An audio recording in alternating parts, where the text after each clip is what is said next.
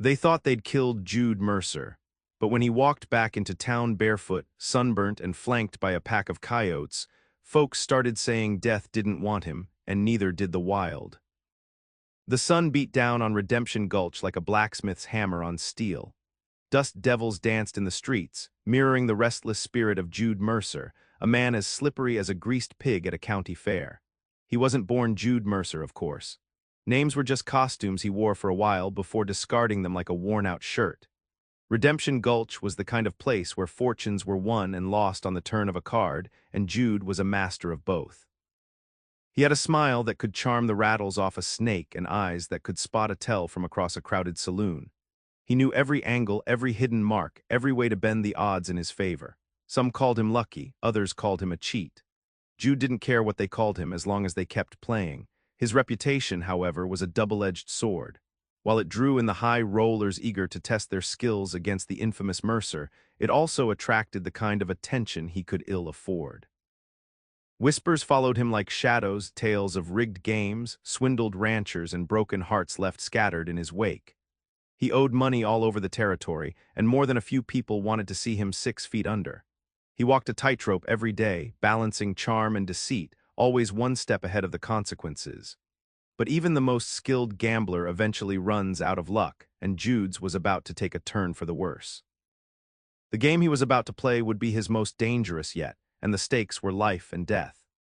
The game that would seal Jude's fate began innocently enough, over a bottle of cheap whiskey and a game of high-stakes poker in the back room of the Golden Nugget Saloon.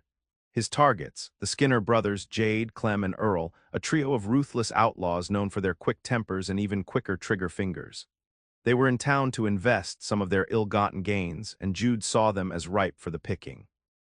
His plan was audacious, bordering on insane. He'd learned that the Skinners were planning to transport a large sum of gold through a nearby mountain pass. Jude intended to relieve them of it, using a combination of skill, deception, and a few well-placed distractions. The poker game was merely the opening act. He let the Skinners win a few hands, lulling them into a false sense of security. He plied them with drinks, subtly loosening their tongues and gleaning valuable information about their plans. He learned the exact route they would take, the number of men guarding the gold, and the location of their hidden stash. The core of Jude's plan involved a staged robbery. He'd hire a group of masked men to ambush the Skinners' caravan, making off with the gold while Jude himself played the part of a hapless bystander. Once the dust settled, he'd quietly collect his share and disappear into the sunset. It was a risky gamble, but the potential payoff was too tempting to resist. He recruited a motley crew of drifters and ne'er-do-wells, promising them a cut of the loot in exchange for their services. He laid out the plan in meticulous detail, emphasizing the importance of timing and discretion. He warned them that the Skinners were not to be trifled with and that any mistakes would have dire consequences. He felt a thrill course through him as the plan came together. He was a maestro, conducting a symphony of deceit with the Skinners as his unwitting audience. He could almost taste the gold, feel its weight in his hands. He was so confident in his plan, so blinded by greed, that he failed to see the danger lurking just around the corner. The ambush went off like clockwork. Jude, positioned a safe distance away behind a rocky outcrop, watched as his hired guns descended upon the Skinners' caravan. The air filled with gunfire and shouts as the two sides clashed. The Skinners, though surprised, were seasoned fighters and put up a fierce resistance. But Jude's men, fueled by greed and the promise of riches, eventually overwhelmed them. As the masked men made off with the gold, Jude allowed himself a satisfied smirk. He'd pulled it off. The Skinners were out of the picture, and he was about to become a very wealthy man. He waited for the signal from his men, the prearranged whistle that would let him know it was safe to approach. But the whistle never came. Instead, he heard a different sound, the unmistakable sound of approaching horses. He peered through the rocks and saw, to his horror, a group of men riding towards him. It wasn't his crew, it was the Skinners, or what was left of them. Jade Skinner, his face contorted with rage, spotted Jude hiding behind the rocks. "Mercer," he roared, "you think you could double-cross us and get away with it?" Jude's blood ran cold. He'd been betrayed. Someone in his crew had ratted him out to the Skinners. He tried to run, but it was too late. The Skinners were upon him, their guns drawn. They dragged him out from behind the rocks, kicking and screaming. "Please," Jude begged, his voice trembling, "I can explain." Jade Skinner just laughed, a cold, menacing sound. "We've heard enough of your lies, Mercer." They hogtied him, binding his hands and feet together behind his back. They emptied his pockets, taking every last cent he had. Then they dragged him to the edge of the desert, a desolate expanse of sand and rock that stretched as far as the eye could see. "This is where your luck runs out, Mercer," Jade said, his voice dripping with venom. "Enjoy the sun." And with that, they rode off, leaving Jude alone and helpless in the unforgiving desert. The sun beat down on him mercilessly, and the vultures began to circle. Jude knew with chilling certainty that he was about to die.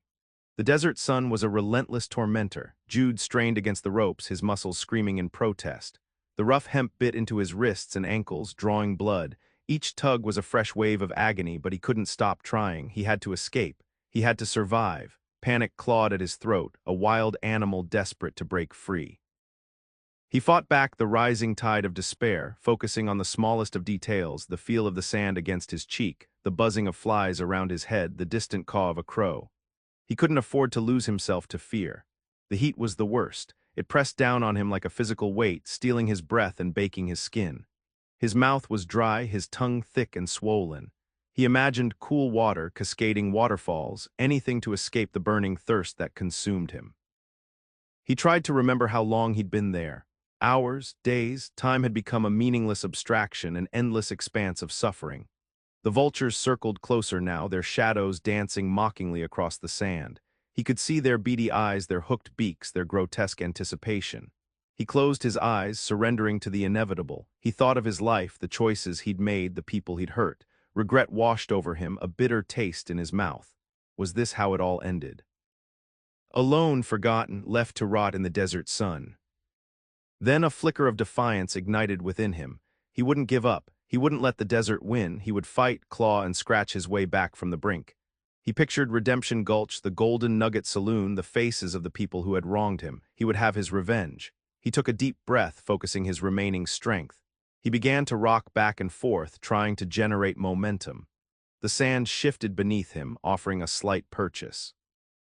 He kept rocking, slowly, methodically, until he felt the ropes begin to loosen. It was a long shot, but it was his only chance.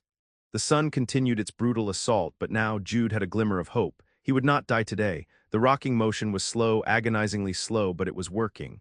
The rough sand acted like a file, gradually fraying the hemp ropes. His skin was raw and bleeding, but he ignored the pain, focusing all his energy on the task at hand. As the sun dipped lower on the horizon, painting the sky in hues of orange and purple, he felt a sudden snap. One of the ropes binding his wrists had broken. He gasped, his lungs burning with exertion. He worked frantically at the remaining ropes, his fingers clumsy and numb. Finally, after what seemed like an eternity, he was free. He collapsed onto the sand, his body trembling with exhaustion. He lay there for a long time, catching his breath, letting the cool desert air soothe his burning skin. He knew he couldn't stay there. He had to find water, find shelter, find a way to survive. He pushed himself to his feet, his legs wobbly and unsteady. He stumbled forward, his eyes scanning the horizon. The desert was a cruel and unforgiving landscape. Jagged rocks and thorny bushes littered the ground. The air was thick with dust and the stench of decay. He saw the bleached bones of animals scattered across the sand, a grim reminder of the fate that awaited him if he failed. He walked for what seemed like miles, his throat parched, his head swimming. He began to hallucinate, seeing shimmering mirages in the distance. He knew he was close to the end. Just as he was about to collapse, he saw them, a pack of coyotes, their eyes glowing in the twilight. They stood silently watching him, their presence both menacing and strangely comforting. He knew that coyotes were scavengers, opportunistic predators. They could easily tear him apart. But something in their eyes, something wild and untamed, gave him pause. He stopped walking, unsure of what to do. The coyotes continued to watch him, their silence broken only by the rustling of the wind. He knew his survival now depended on these wild creatures. Jude remained still, his gaze locked with that of the lead coyote. It was a large male, its fur the color of sun-baked earth, its eyes intelligent and piercing. He could sense a cautious curiosity in its demeanor, a hesitation that surprised him. He had expected snarling teeth and a swift attack, but instead there was only watchful silence. He remembered the small canteen he had managed to salvage before the Skinners took everything. It was almost empty, containing only a few precious drops of water.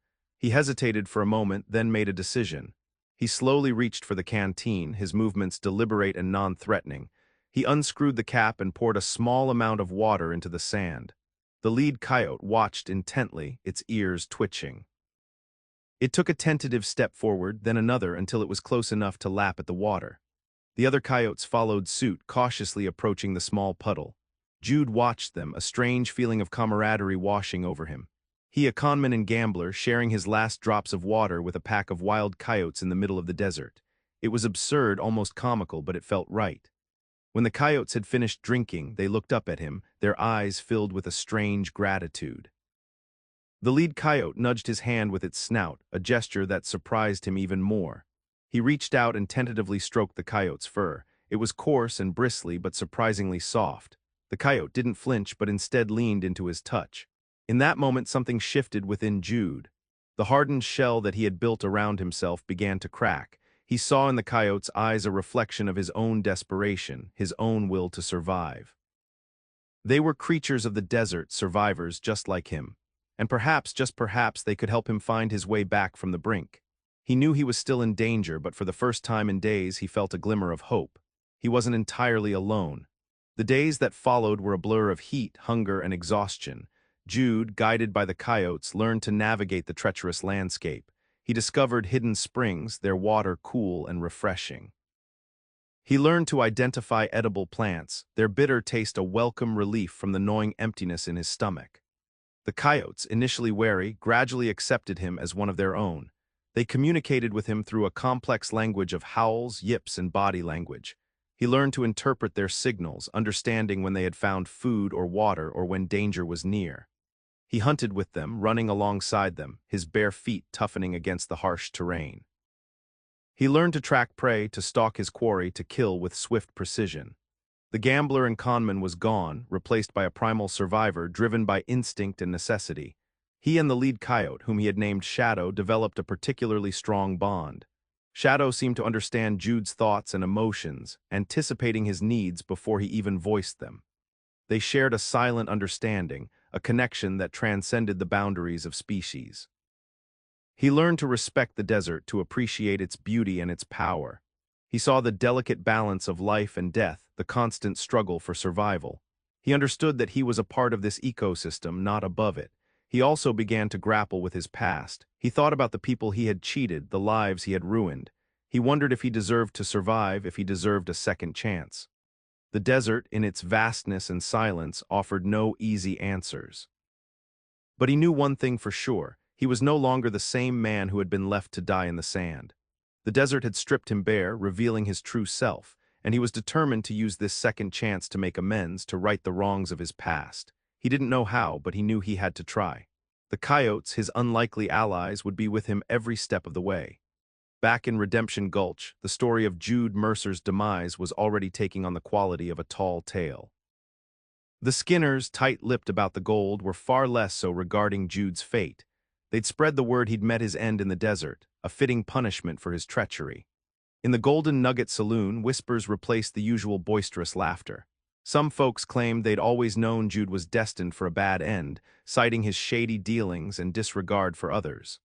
Others, remembering his charm and quick wit, felt a pang of regret. He was a rascal, that Jude, old man Hemlock, the town's blacksmith, said, nursing a beer at the bar. But he was our rascal. All that superstition began to creep into the conversations. Stories circulated of strange lights seen in the desert, of eerie howls that echoed through the night. Some believed Jude's ghost was haunting the sands, seeking revenge on those who had wronged him. A traveling preacher, passing through town, seized the opportunity to deliver a fire and brimstone sermon about the wages of sin. He declared that Jude's death was a sign from God, a warning to those who strayed from the path of righteousness. The townsfolk, already on edge, became increasingly fearful. They locked their doors at night and avoided venturing out into the desert. The image of Jude Mercer, alone and helpless, haunted their dreams. Some of the more superstitious residents started carrying charms and talismans, hoping to ward off evil spirits. A few even consulted Madame Esmeralda, a mysterious fortune-teller who lived on the outskirts of town, seeking guidance on how to appease Jude's restless soul. The legend of Jude Mercer, the gambler and conman who had died in the desert, was growing with each passing day. And as the legend grew, so did the fear and superstition that gripped Redemption Gulch. They thought Jude was gone for good, but they were wrong. He was about to return, and he wouldn't be alone. The sun was setting, casting long shadows across Redemption Gulch, when a figure emerged from the desert. It was gaunt and weathered, its clothes torn and ragged, its skin burned a deep crimson by the relentless sun. The figure stumbled forward, its bare feet leaving faint prints in the dusty ground. It was Jude Mercer. He was a ghost returned, a specter from the desert. He was thinner than anyone remembered, almost skeletal. His eyes, however, burned with an intensity that was both unsettling and captivating. But it wasn't just Jude that caused the townsfolk to gasp in horror. Trailing behind him like shadows come to life was a pack of coyotes. They were lean and muscular, their eyes glowing with feral intelligence. They moved with a silent grace, their presence radiating a primal power. The townsfolk froze, their faces etched with fear. The whispers ceased, replaced by a stunned silence. They stared at Jude and his entourage, unable to comprehend what they were seeing. Old Man Hemlock, who had been sweeping the porch of his blacksmith shop, dropped his broom with a clatter. His jaw hung open, his eyes wide with disbelief. "Jude," he stammered, his voice barely a whisper, "is that really you?" Jude stopped in the middle of the street, his gaze sweeping across the faces of the townsfolk. He didn't speak, didn't smile, didn't even acknowledge their presence. He simply stood there, a silent figure surrounded by his wild companions. The coyotes, sensing the tension in the air, growled softly, their eyes fixed on the townsfolk. They were protective of Jude, their loyalty unwavering. The silence stretched on, broken only by the rustling of the wind and the occasional yip of a coyote. The townsfolk were paralyzed by fear, unsure of what to do.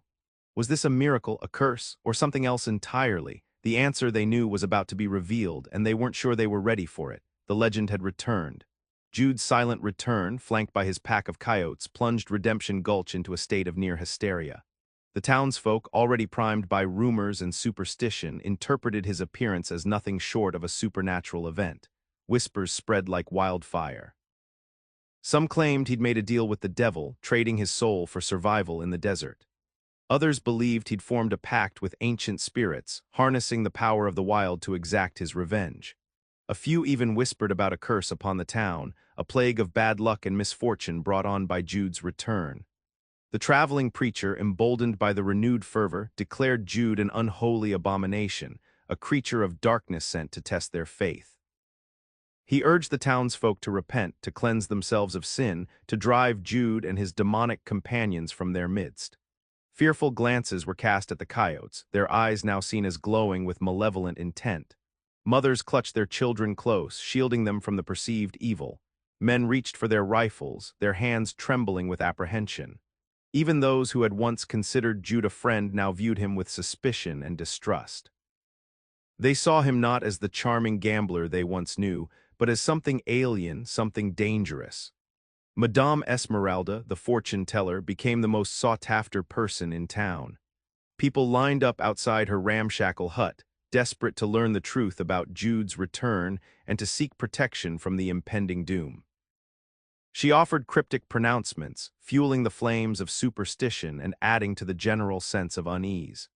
The Skinners, holed up in the Golden Nugget Saloon, were the most unnerved of all. They knew what they had done to Jude, and they feared his return was a harbinger of vengeance. They kept their guns close, their eyes constantly scanning the streets, waiting for the inevitable confrontation. Redemption Gulch had become a powder keg, ready to explode at any moment. The line between reality and myth had blurred, and the townsfolk were caught in a web of fear and superstition.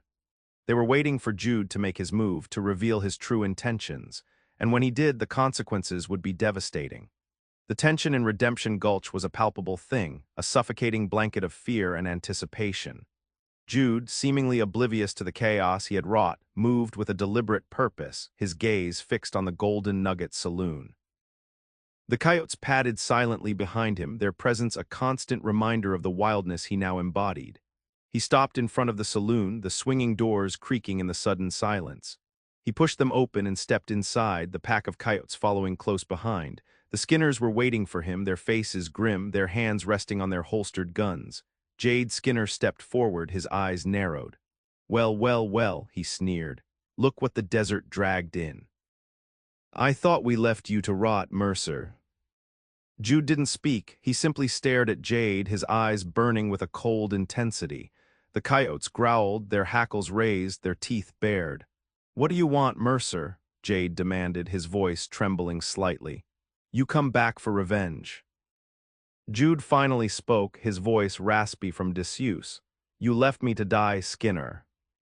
"You deserved it," Clem Skinner spat. "You tried to cheat us."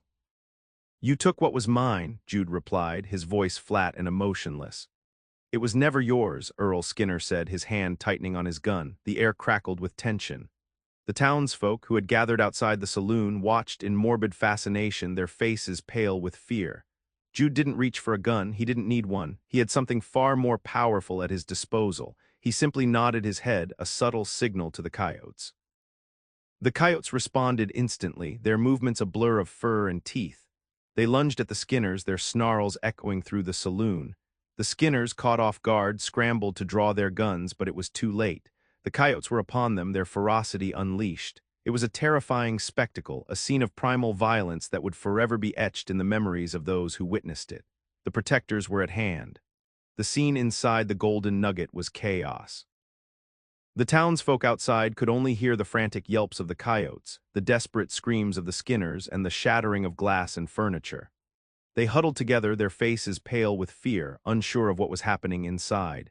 Jude stood motionless, his eyes fixed on the carnage. He didn't participate in the violence, didn't lift a finger to harm the Skinners. He simply watched as the coyotes, acting on instinct, delivered a brutal form of justice. The coyotes were relentless, tearing at the Skinners' flesh with their sharp teeth and claws. They were driven by a primal fury, a desire to protect their pack leader. The Skinners, despite their reputation for violence, were no match for the wild animals. Jade Skinner, the leader of the gang, was the first to fall. He went down screaming, his leg torn open by a coyote's bite. Clem and Earl Skinner fought back desperately, firing their guns wildly, but their shots went astray, hitting walls and mirrors. The coyotes dodged the bullets with ease, their movements swift and unpredictable. They were masters of the desert, accustomed to surviving in the harshest of conditions. The Skinners, confined to the artificial world of Redemption Gulch, were out of their element. Within minutes, the Skinners were subdued, their bodies bruised and bloodied, their spirits broken. The coyotes stood guard over them, their eyes gleaming with victory. Jude turned and walked out of the saloon, the coyotes following close behind. He didn't look back, didn't offer any explanation for what had just transpired. He simply disappeared into the gathering darkness, leaving the townsfolk to grapple with the aftermath of the brutal encounter. The Skinners were left alive, but they were forever changed. They had tasted fear, had experienced the wrath of the wild. They would never forget the night that Jude Mercer and his pack of coyotes came to Redemption Gulch. Vengeance had been served not by Jude's hand, but by the teeth and claws of his unlikely allies. The brutal justice fit the crime. The next morning, Jude Mercer was gone. He walked out of Redemption Gulch as silently as he had arrived, the pack of coyotes trotting faithfully behind him. He left behind a town gripped by fear and speculation, a place where the line between reality and myth had become irrevocably blurred. Some claimed he was a monster, a creature of the desert who had returned to wreak havoc on those who had wronged him. They whispered about a pact with the devil, a curse upon the town, a plague of bad luck that would forever haunt Redemption Gulch. Others saw him as a miracle, a man who had been resurrected from the dead, a symbol of hope and redemption. They believed his survival was a testament to the power of the human spirit, a sign that even the most hardened sinner could find salvation. The truth, of course, was far more complicated. Jude Mercer was neither a monster nor a miracle. He was simply a man, forever changed by his experience in the desert. He had been stripped bare, both physically and emotionally, and had emerged from the ordeal a different person. He had learned the value of loyalty, the power of instinct, the importance of respecting the natural world. He had also confronted his past, acknowledging his mistakes and resolving to make amends. Whether he would succeed in his quest for redemption remained to be seen.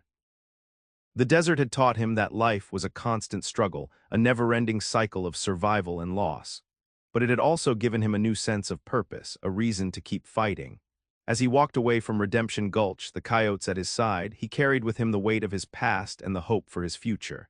He was a legend in the making, a figure who would forever be shrouded in mystery and speculation. The townsfolk of Redemption Gulch would never forget Jude Mercer. They would continue to tell his story, embellishing it with each passing year, adding new layers of myth and superstition. And as the years turned into decades, the legend of Jude Mercer would become a part of the fabric of Redemption Gulch, a reminder of the day that a gambler and conman walked back from the dead, flanked by a pack of wild coyotes, forever blurring the line between reality and myth. The legend would live on with teeth.